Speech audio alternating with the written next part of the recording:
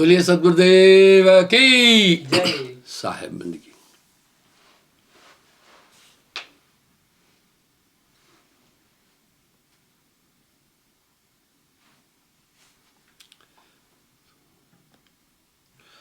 मन रे तू मन ही उलट समाना, गुरु प्रताप अकल भई तो को ना तो अज्ञाना, नेरे ते दूर दूर ते नेरे जैसा अनुमाना, उलट कमल खट चक्र बेधे सहज शून्य अनुरागी, आवे न जाए मरे नहीं जन्मे ताही को कहो वैरागी। वाह, वैरागी वो है जो पूरे विषयों का त्याग करके जन्म मरण से परे हो जाता है।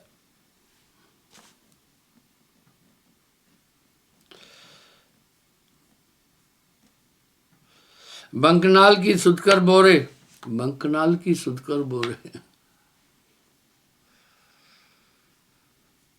मेरुदंड पर छाया, मेरुदंड कमर के ऊपर,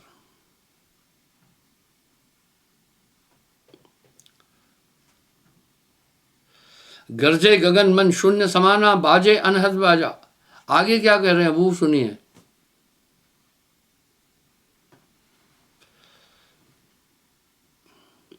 या मन ने केते अल जाए। हाँ, साहब की वाणी का आप निचोड़ थोड़ा देखें। शिव संकादिक ब्रह्मा खोजत खोजत पार न पाए, अगम अपार याही की महिमा। हाँ, मन चीने कोई बिरला भेदी। आपके अंदर एक विचार उठता होगा कि मैं मन पर इतनी बातचीत क्यों करता हूं। आत्मा का बाधक और जन्म मरण का कारण और कारक ही मन है। इसलिए मन के अंग पर साहब ने बहुत कुछ बोल दिया है।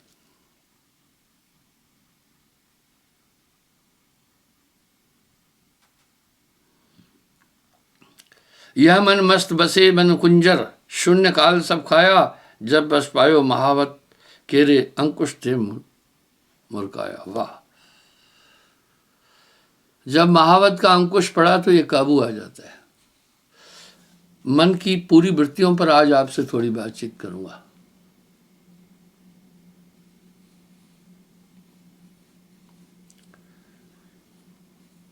जो मन कहो सो तू काहे को, संशय जिन खोजा तिन पाया, रहे समाय अभय सागर में बौड़ न भवजल लाया। अनुभव कथा कौन से कहिए, कोई संत विवेकी कहे कबीर गुरदया है, पलीता सूझल बिरले देखी। मन तू थकत थकत थक जाई, बिन थाके तेरी काज न सरिये, फिर पाछे पछताई। मैं एक बात अक्सर कहता हूं, जब ये मन, आप मन को अगर मन का अनुकरण करेंगे ये मोटा हो जाएगा। जैसे बच्चा मूर्ख है ना, जो वो कहे आप करते जाए ना, फिर आप आदीन आ गए। मन लोभी मन लालची, मन चंचल मन चोर, मन के मथे न चल तू भाई, पलक पलक मन और।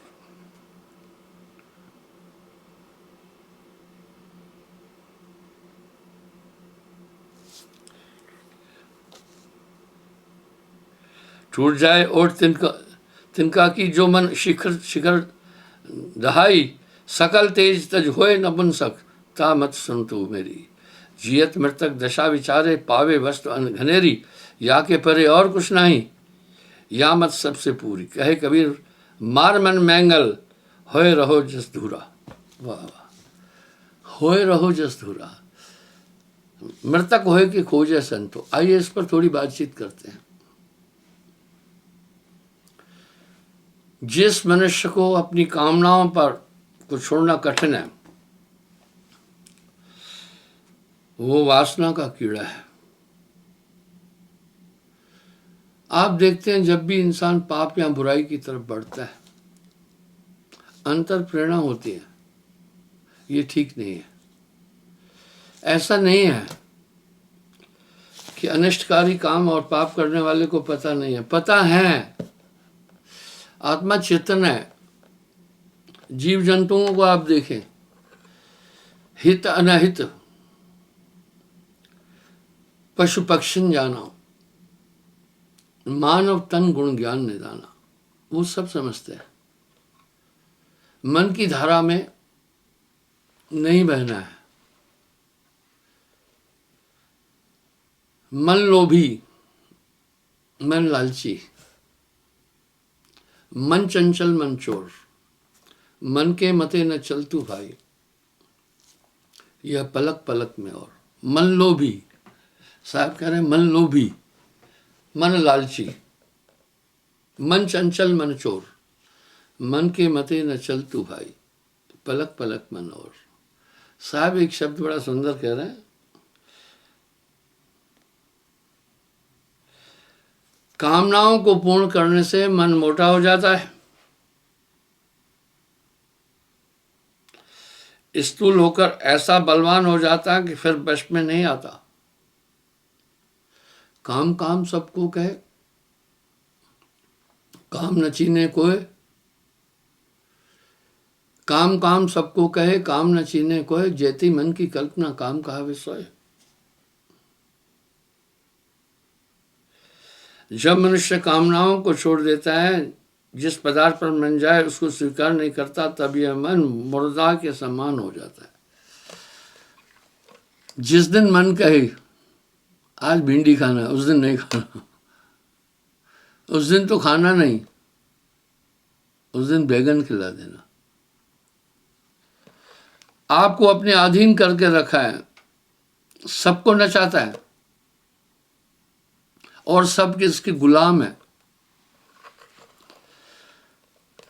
मन मुरीद संसार है,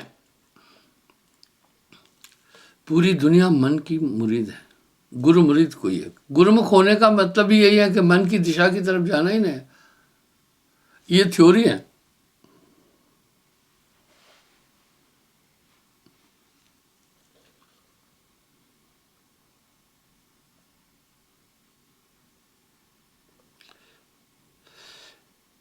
अर्थात इस मन को यूं मारना चाहिए कि वांछित पदार्थों की तरफ आप न जाना।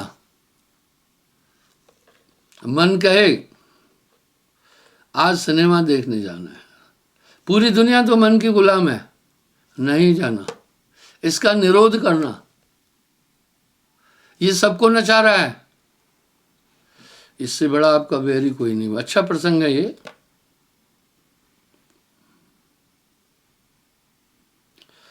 अंतर ही अंतर्गति कह रह जाए, बस इसको मचल देना, मन के गुलाम नहीं होना।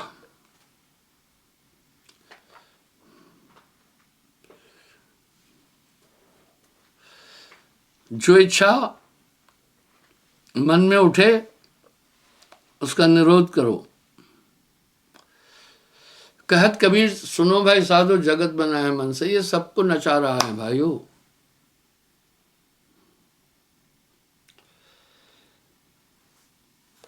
जितने भी आनंद है, आखिर मन क्यों ऐसा चाहता है? आपको जगत के स्थूल पदार्थों के आनंद में रखना चाहता है, आप उन्हीं की तलाश कर रहे हैं, जबकि आपकी आत्मा में आनंद सर्वत्र परिपूर्ण है। कहीं से आनंद आहूत ही नहीं करना है। जल में शीतलता कैसे आहूत करना है ही है। अग्नि में ऊष्मा कहाँ से आहूत करना है? चाहे उसमें चंदन डालो तो भी वो हीट देगा, उसमें है ही है अग्नि। वायु में स्पंदन क्यों आहूत करना? वायु में स्पंदन है ही है। आपकी आत्मा में बहुत बड़ी ताकत है। मन के निरोध पर साहिब के बहुत शब्द है। साहिब कह रहे हैं मन जाता है जाने दे। मन जाता है जाने दे। गह के राख शरीर उतरा पड़ा कमान से, क्या कर सकता तीर।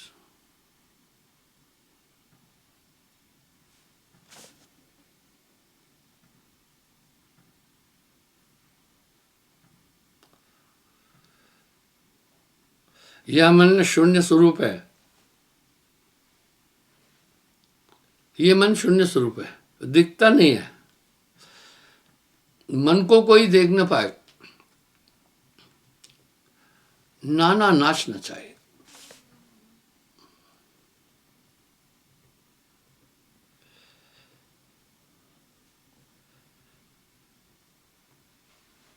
संकल्प ही मन का नाम है।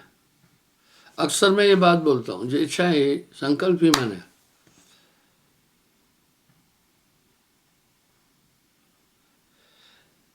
और चिंतन करने से ये चित्त कहलाता है।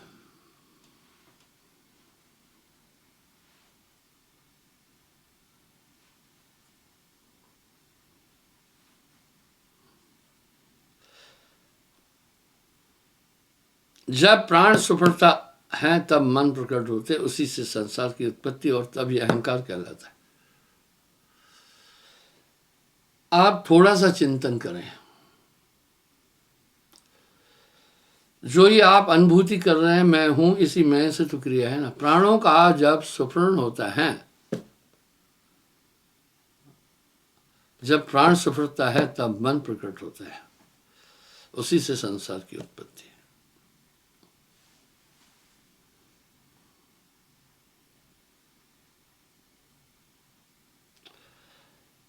इस चित्त के दो बीज हैं, एक तो प्राणों की गति और दूसरे वासना का चलायमान होना। वाह, ये चित्त पूरा मसौदा आत्मा को बांधने का है। मन लोभी मन लालची, मन चंचल मन चोर, मन के मते न चल तू भाई, पलक पलक मन और। अनाड़ी आदमी अच्छी गाड़ी को भी चलाएगा ना, कुएं में डाल देगा। और अच्छा चालक, चालक नहीं चालक, अच्छा चालक खटारा गाड़ी को भी ठीक से चला लेगा। आपकी आत्मा में उसको कंट्रोल करने की पूरी ताकत है। आत्मा चेतन रूप है, ज्ञानमय है, मन तो मूर्ख है। जीवन में कई चीजें आप ऐसी करते हैं जिनका निरोध कर देते हो।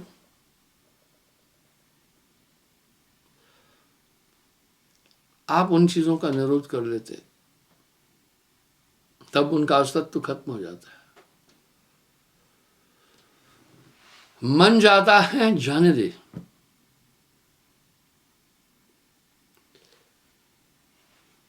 गह के राख शरीर, उतरा पड़ा कमान से क्या कर सकता तीर। तीर की ताकत तो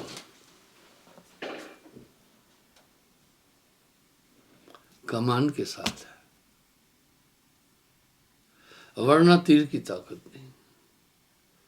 मन तो एक पंगु है, आपकी दी हुई ताकत से ये कार्य करता है।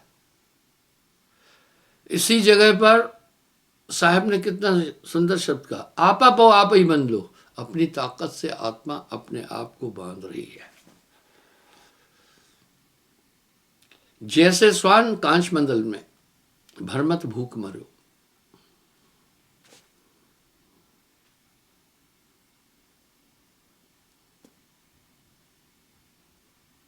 और कुंडलिनी के शब्द से जो शब्द उत्पन्न होता है वही मन है, जो हृदय आकाश से निकलता है और बाहर आता है, बाहर से भीतर आता है। वही प्राण है जिसमें मन विराजमान है और कामनाओं के कारण देश विदेश में फिरता रहता है। इसकी 5 वृत्तियां हैं।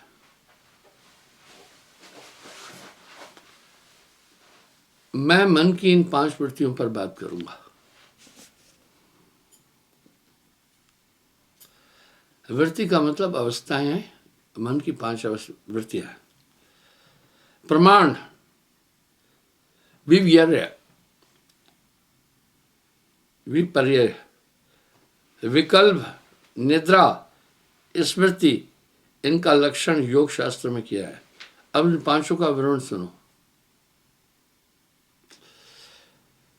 इस आत्मा को बहुत सलीके से बांधा गया है।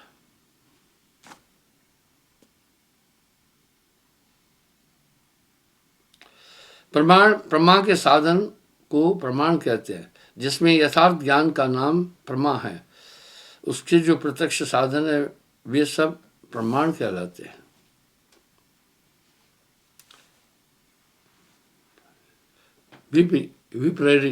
विपर्य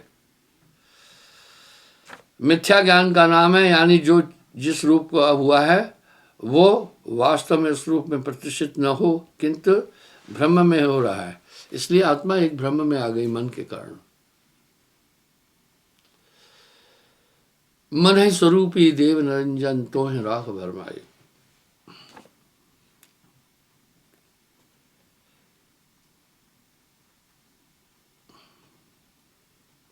विपर्य है, ये मिथ्या नाम का है।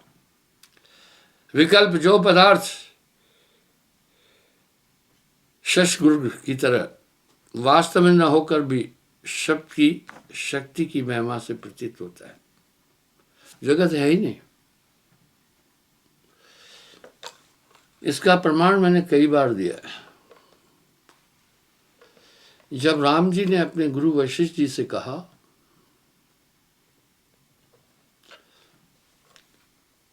ये संसार दुखों का घर है, संसार की असारता का राम जी ने विवरण वैराग्य के प्रकरण में योगा वशिष्ठ में अच्छी तरह दिया। वशिष्ठ मुनि ने एक चौंकाने वाली बात कह दी, हे राम तुम किस संसार की बात कर रहे हो, ये तो उत्पन्न ही नहीं हुआ है, ये तो केवल चित्त की कल्पना है, तुम्हारे चित्त की कल्पना, उसका निरोध करो, संसार ही नहीं है। बोला है गुरुवर बड़ी अटपटी सी बात लग रही है, ये माता पिता, ये बंधु सखा, ये घर, ये द्वार, ये संपूर्ण संसार जो हम अनुभव कर रहे हैं, आप कह रहे हैं हुआ ही नहीं। आपको ध्यान हुआ, मैंने साहिब की एक रचना सुनाई, अंड और ब्रह्मांड स्वप्न, सब कुछ स्वप्न है। इसकी पुष्टि नानक देव जी भी कर रहे हैं। जो सपना पेखना जग रचना तिम जान, बस सपने से उठे तो कुछ भी नहीं था, वो एक चित्त की कुंठित कल्पना के कारण स्वप्न होता है। बस कहत कबीर सुनो भाई साधो, जगत बना है मन से, यथार्थ में जगत का कोई अस्तित्व ही नहीं है, ये तो आपकी कल्पना है, इसका निरोध करो, संसार खत्म है। कहा हे राम ये जगत तो तुम्हारे चित्त की कल्पना है, चित्त का निरोध करो, मन का निरोध करो, संसार है ही नहीं।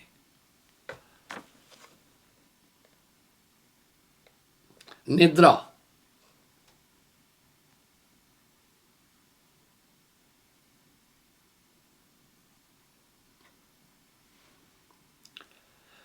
सब इंद्रियों के विषय के अनुभव के अभाव के कारण तम का अवलंबन करने वाली वृत्ति का नाम नींद है।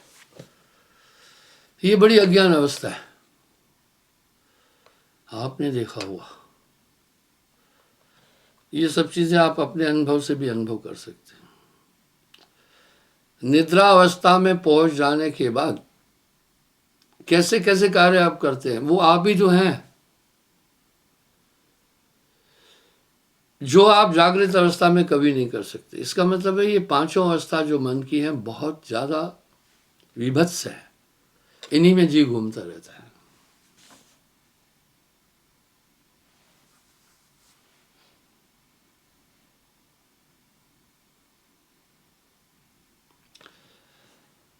स्मृति, अनुभव की ये विषय को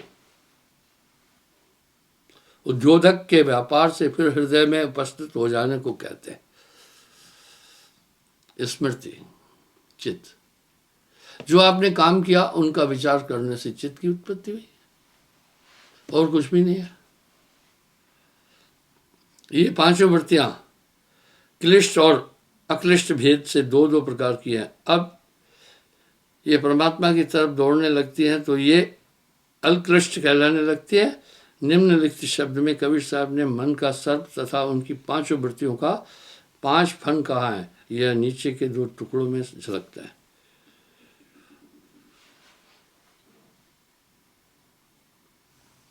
शब्द बिछुआ, कैसे रहे बन ठन के, विश्वाबीर विषय रस भोरी, शुद्ध हरि हरिजन के, दुष्कन्या गुरु कीन, अरब सुतले 24 मत बन के।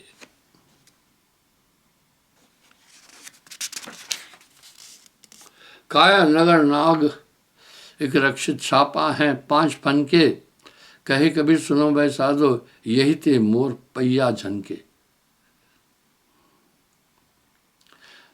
यह मन व्याघ्र सदृश है, इन 5 हथियार से सभी जीवों का शिकार करता है।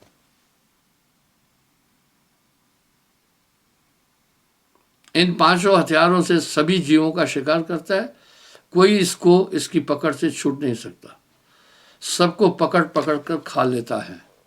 कोई भी ऋषि मुनि स्थित साधु इससे बच नहीं सकता। यही मन काल पुरुष है, इसके भेद को किसी ने नहीं जाना।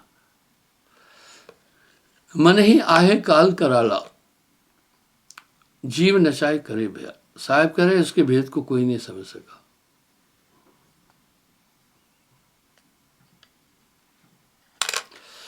और इंसान का कोई बल नहीं चलता, जिस तरफ चाहता है घसीट के ले जाता है।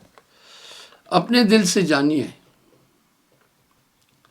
अपने दिल से जानिए मेरे दिल की बात। आप खुद देखिए ना, प्रमाण यह है कई बार कुछ ऐसे अनिष्टकारी कार्य करने के बाद आप पछताते हैं, ये क्यों किया। कार्य करने वाले भी आप, पश्चाताप करने वाले आप भी। ये चीज उस वेग में उड़ा देता है इंसान को, और इस वेग में वो बड़े बड़े ऋषि मुनियों को उड़ाया। जब मैं इसका जिक्र करता हूं तो लोग कहेंगे ये मन ही के पीछे लगा हुआ है। अरे भैया, आपका वैरी कोई है ही नहीं, मन है।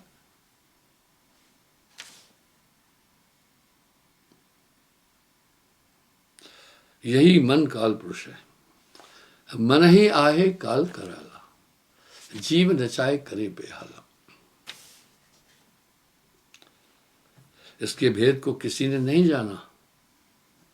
मनुष्य का कुछ बल नहीं चलता, जिधर को चाहता है उधर ही बुद्धि को फेर देता है। मन को कोई देख न पाए, नाना नाच न चाहे, निराकार मन ही को जानो। खेल बड़ा अटपटा है।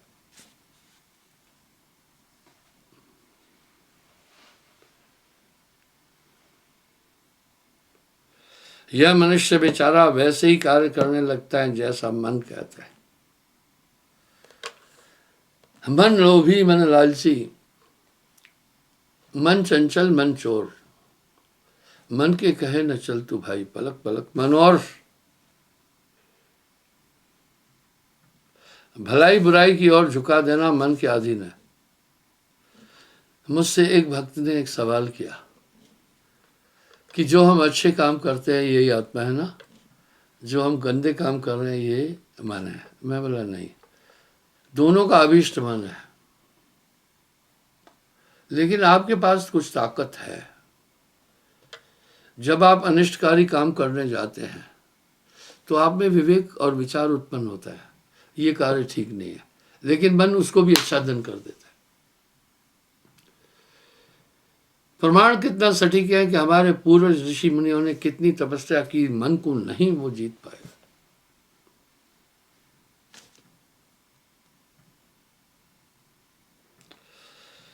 ये मन समस्त इंद्रियों का राजा है। सभी इंद्रियां मन राजा के सिपाही हैं। संतो तन खोजे मन पाया, तन ही मन है, इंद्रिय मन है।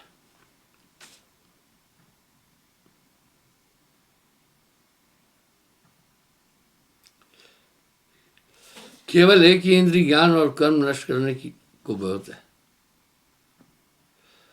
ऐसी 5 सखी प्यूं प्यूं करते हैं, भोजन चाहते हैं। जिसके साथ इतनी इंद्रियां लग रही हैं, फिर यह जीव कैसे बच सकता है। जिधर को यह मन बादशाह झुकाता है उधर ही समस्त इंद्रियां दौड़ती है। यह मन तथा सब इंद्रियां शिकारी है और कोई जीव इनसे बच नहीं सकता। नाम के बाद आप देखें कि सब चीजें कंट्रोल हो रही हैं कि नहीं। ये तो बहुत बड़ा प्रमाण है। नाम होए तो मात नवाबे। ना तो ये मन बांधना चाहे।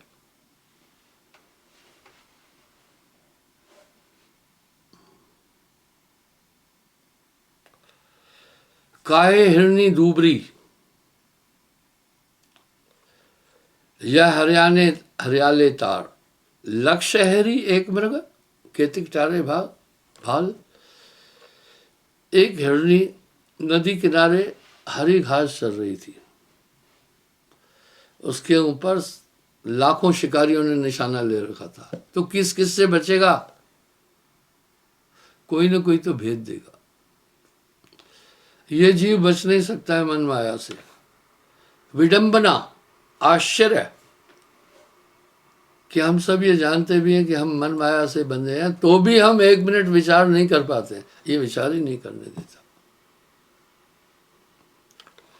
जैसे बाजीगर बंदर को से वो सब काम कराता है जो उसके लिए अनर्गल, उसके लिए न्यायोचित नहीं है, पर सब हंस के करता है।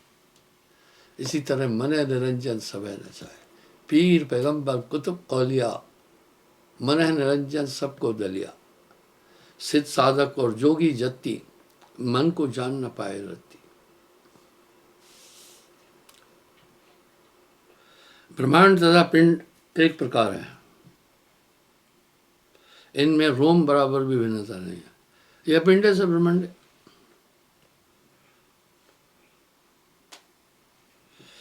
एक बहुत बड़ा अंडाकार स्वरूप तो ब्रह्मांड है, दूसरा छोटा अंडाकार स्वरूप मनुष्य का शरीर है। दोनों की एक ही बात है, कुछ भिन्नता नहीं है। इसे बनने ही आवागमन का पथ बनाया और आप ही ऐसे अनेक हुआ। 84 लाख योनियों में मारा मारा फिरता है, जिस पथ से निकलता है उसी में बार बार घुसने का उद्योग करता है। उसकी तृष्णा कभी कम नहीं होती। उस स्त्री ने पहले ब्रह्मा विष्णु और शिव आदि को परास्त किया, फिर समस्त संसार को मारने लग गई। यह बड़ी बलिष्ठ डायन है। यह ज्ञान रूपी बच्चों का कलेजा खाया करती है। इस माया ने अपने 6 स्वरूप बनाए हैं, पद्मनी, चित्रणी, हस्तनी, शंखनी, नागनी, डाकनी, डंकनी इनके नाम है। और इन 6 प्रकार की स्त्रियों के 6 पुरुष हैं। पद्मनी का पुरुष खरगोश, शशा है। चित्रणी का पुरुष हिरण, हस्तनी का पुरुष बैल, शंखनी का पुरुष गधा, नागनी का नर घोड़ा, डंकनी का जोड़ा भैंसा। आपको ध्यान होगा, मैंने ये प्रसंग कई बार उठाया। जो हमारे पूर्व आचार्य लोग थे, वो विवाह कराते थे। विवाह पद्धति बड़ी अच्छी थी। कन्या के गार्जियन माता पिता अपने पुरोहित को कहते थे, महाराज ये आपकी पुत्री है, इसके लिए वर ढूंढो। इसका मतलब है वर ढूंढना ज्योतिष विद्वानों का काम था। ऐसा क्यों था कि ये वैसे मूल रूप से 4 स्त्रियां कही है।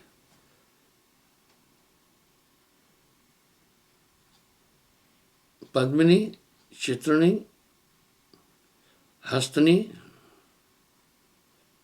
और शंखनी। नागनी और डंकनी, इसका उल्लेख कम जगह मिलता है। इसमें क्या होता है, वो ज्योतिष देखता है। पद्मिनी क्या है, उसके लिए शशा पुरुष ढूंढता है। और चित्रणी क्या है, उसके लिए हिरण जैसा पुरुष होता है। हस्तनी का पुरुष बैल जैसा, शंखनी का पुरुष गधा, नागनी का नर घोड़ा और डंकनी का जोड़ा भैंसा। अब उनके लक्षण हैं बॉडी के।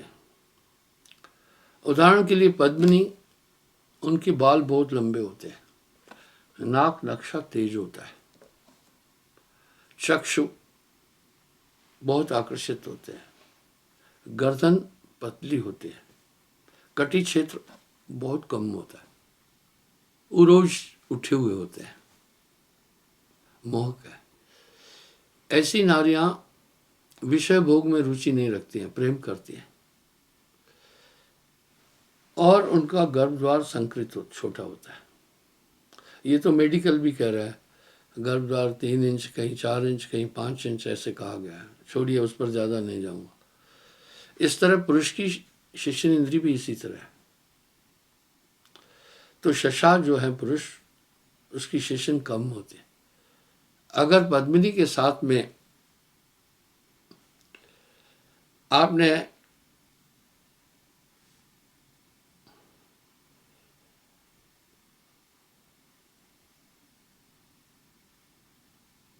बैल जैसा पुरुष रखा, वो बीमार रहेगी। ये बहुत बड़ी आइडियोलॉजी है। इसलिए वो जाकर पहले पूरे शरीर को देखता था, हाथों को देखता था, उंगलियों को देखता था, गर्दन को देखता था। वो जान जाता था कि ये नारी चित्रिणी है, शंखनी है, पद्मिनी है, हंसनी है।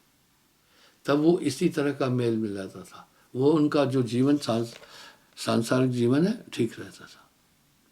ये सब माया है। इस 6 प्रकार की स्त्रियां 6 प्रकार के पुरुषों को ढूंढती हैं।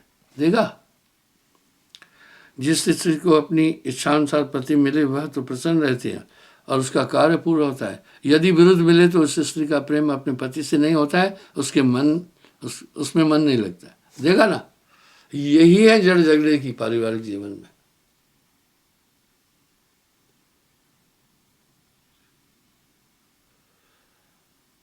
और वह अपने उपपति को ढूंढती रहती है। यानी उपपति कौन हुआ? उसको दूसरे शब्दों में यार बोलते हैं। वह जिसके साथ विवाही जाती है वह तो उसका पति नहीं है।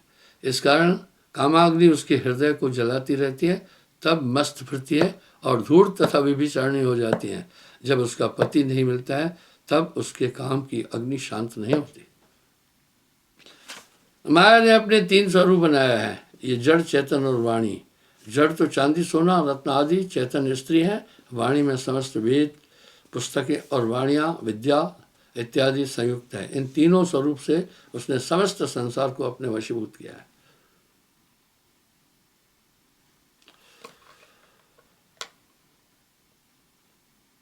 साहब ने इसका भी निरूपण किया।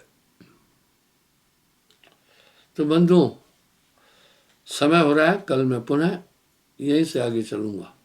इस तरह जब नाम की ताकत मिल जाती है तो ये पूरा, जैसे अंधेरे से भ्रम, अज्ञान, भय, दुख उत्पन्न होता है। अगर रोशनी हो गई सब खत्म, चारों खत्म हो जाते हैं। इस तरह नाम से अंतःकरण प्रकाशित हो जाता है, तब आपके क्रियाकलाप भिन्न हो जाते हैं। मैं क्षमा चाहता हूँ। कल मैं पुनः हाजिर हो जाऊंगा साहेब ने।